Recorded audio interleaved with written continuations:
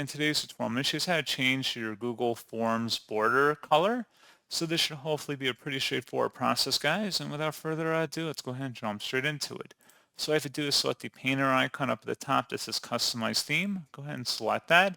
And then over here on the right side, just scroll down versus background. You can select a different color from the list here, or you can also select a custom color, which would match the background as well by selecting color.